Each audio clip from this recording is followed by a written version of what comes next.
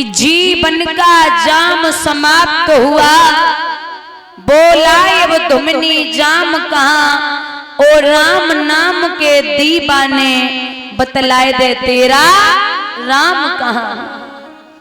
तो बोले प्रहलाद राम मेरा व्यापक सारे संसार में है, मुझ में भी है तुझ में भी है, इस खम्भ में है तलवार में है। मेरा भगवान हर जगह मौजूद है। तो बोले जब हर जगह है तो भेंट जा खम्भे से।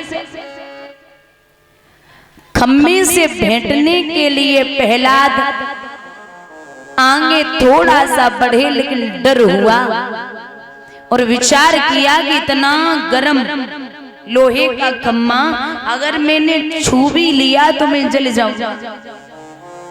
भगवान सोचने लगे कि मेरे भक्त की अंतिम परीक्षा है और मेरा भक्त अंतिम परीक्षा में फेल हो गया तो मेरा नाम लोग भक्त वत्सल मिटा देंगे।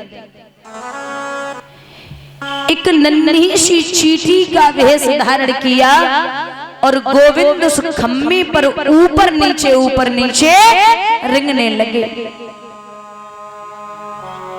प्रहलाद की नजर जब उस खम्भे पे पहुंची तो विचार किया कि ये जरा सी चींटी नहीं जल रही है तो मेरा तो इतना बड़ा शरीर है, मैं कैसे जल जाऊंगा, और जल भी जाऊंगा मर भी जाऊंगा तो भगवान के नाम पे मरूंगा। प्रहलाद खम्भे से भेंटने के लिए तैयार हुए, उससे पहले महाराज हिरण्याकश्यप ने तलवार को चला दिया। वो तलवार प्रहलाद में न लग के खम्भे में जा लगी। चरचर की आवाज हुई, खम्भा बीच से फट गया और उसमें से नरसिंह भगवान प्रकट हो गए। बोलिए नरसिंह भगवान की। नरसिंह भगवान प्रकट हुए तो हिरण्याकश्यप को पकड़ लिया और जवाब दिया कि तू अपने वरदानों की याद कर। बुजुर्गों, वरदान मांगे थे हिरण्याकश्यप ने। पहला वरदान, न मैं ऊपर मरूं न नीचे मरूं, न मैं ऊपर मरूं न नीचे मरूं। भगवान ने घुटनों पे रख लिया। तूने कहा था न मैं दिन में मरूं न रात में मरूं। सूरज अस्त होने से 15 मिनट पहले, जिसे हम और आप संध्या बोलते हैं, भगवान उसी वक्त आई। तूने कहा था न मैं भीतर मरूं न बाहर मरूं, न तू भीतर है न बाहर है। भगवान ने बीच देहरी पे चौखट पे रख लिया। तूने कहा था न मैं अस्त्र से मरूं न शस्त्र से मरूं, न मेरे हाथ में कोई अस्त्र है न शस्त्र है। तूने कहा था न मैं जिंदा से मरूं न मुर्दा से मरूं, नाखूनों के द्वारा मारूंगा, न तो ये जिंदा होते न मुर्दा। काटोगे तो दर्द नहीं होगा न खून निकलेगा और 8 दिन बाद उतने ही बड़े फिर हो जाएंगे। और तूने कहा था कि मैं 12 महीनों में न मरूं।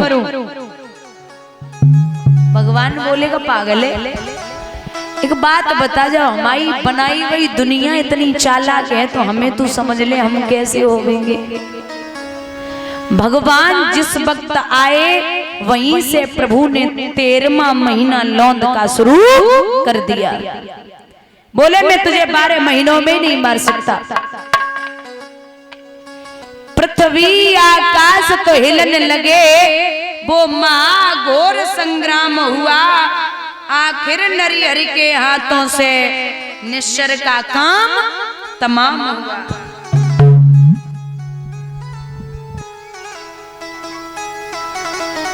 महाराज जब प्रभु को क्रोध आया है तो कहते हैं देवी देवतागण घबराने लगे। मैया लक्ष्मी ने जवाब दो, ऐसे सब घबराए रहे हो, हम जाए रहे, हम देखें कैसो रूप है।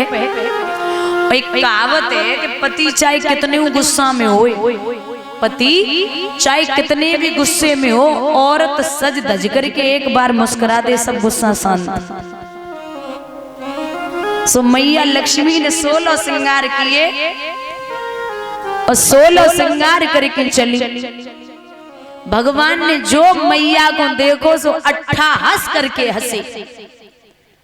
2-4 पटकी तो चलत में लग गई, भाग रही। भगवान को देख के विचार करो कि ऐसा स्वरूप तो मैंने कन्हैया को कबहू नहीं देखो, ऐसा स्वरूप मैंने गोविंद का कभी नहीं देखा, आज इनका रूप कैसा है। प्रहलाद को इशारा दिया, जाओ वत्स पिता की गोदी में बैठो। भैया भक्त और भगवान में इतना प्रेम है, प्रभु अपनी जिह्वा के द्वारा प्रहलाद को चाटने लगे। भगवान जिह्वा के द्वारा प्रहलाद को चाटने लगे। मैया लक्ष्मी और देवी देवतागण जवाब दे रहे कि हे नाथ, आपकी लीला आप ही जानो, पता नहीं कौन सा दृश्य दिखाते हो, समझ में ही नहीं आता। भगवान ने प्रहलाद से कहा कि वत्स कुछ मांग लो। आज को बेटा हो तो ना तो सीधी कहा तो या प्राइम मिनिस्टर बनाओ या चीफ मिनिस्टर बनाओ, लेकिन प्रहलाद बोले अगर कुछ देना है तो एक ही चीज दे दो, मेरे पिता को वैकुंठ धाम। भगवान बोले अरे बाबरे, तेने तो कछु ना मांगे पायो, क्यों? मेरे हाथों से मरा है, वो सीधा वैकुंठ में गया है, उसे मांगने की जरूरत नहीं पड़ती।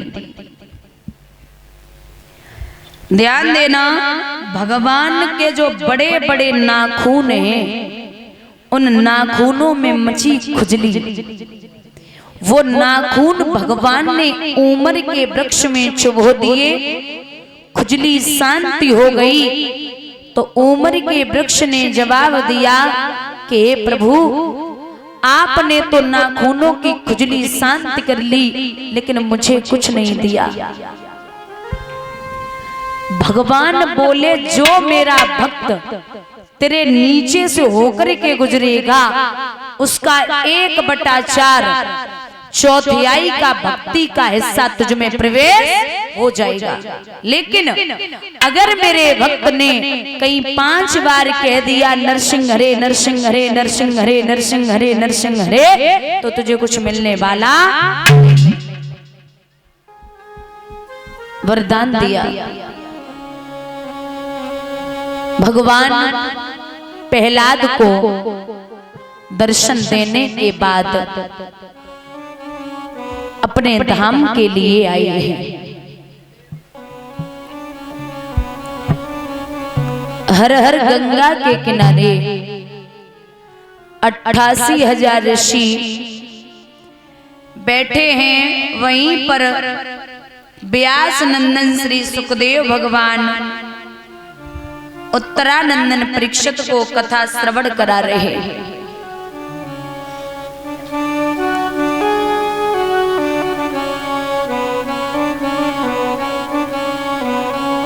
और बोले हैं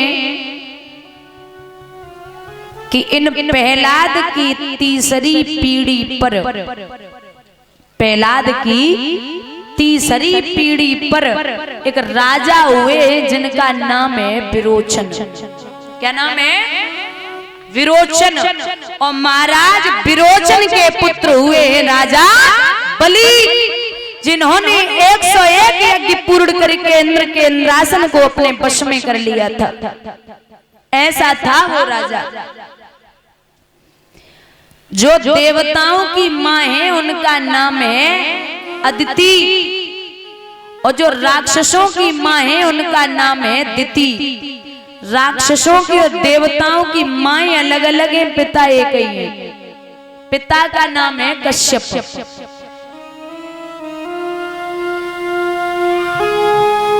आज भी संत और विद्वान ये कहते हैं कि घर में अगर बिटिया पैदा हो ना तो माँ का असर पड़ता है, और बेटा पैदा हो तो बाप का असर पड़ता है। घर में पति पत्नी में लड़ाई हो ना, फिर सुनो ये बिगड़ा क्यों है, तुम पे ही गो है ना, तुम्हारी सब आदतें, बाप की आदत बेटे में गई है।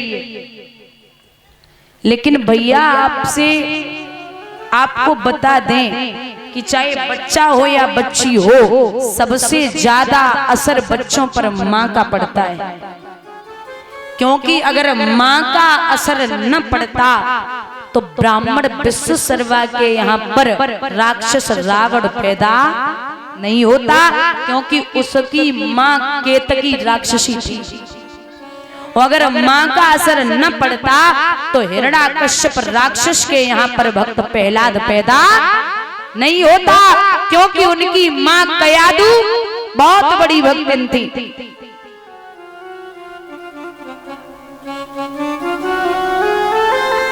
महाराज अदिति और कश्यप ने विचार किया कि ये राक्षस है, ये गद्दी पर बैठा है, तो क्या करें? तपस्या की है। और जब तपस्या की है, क्योंकि देवताओं को अगर वश में करना है तो तपस्या ही हथियार है। लिखा है दादा,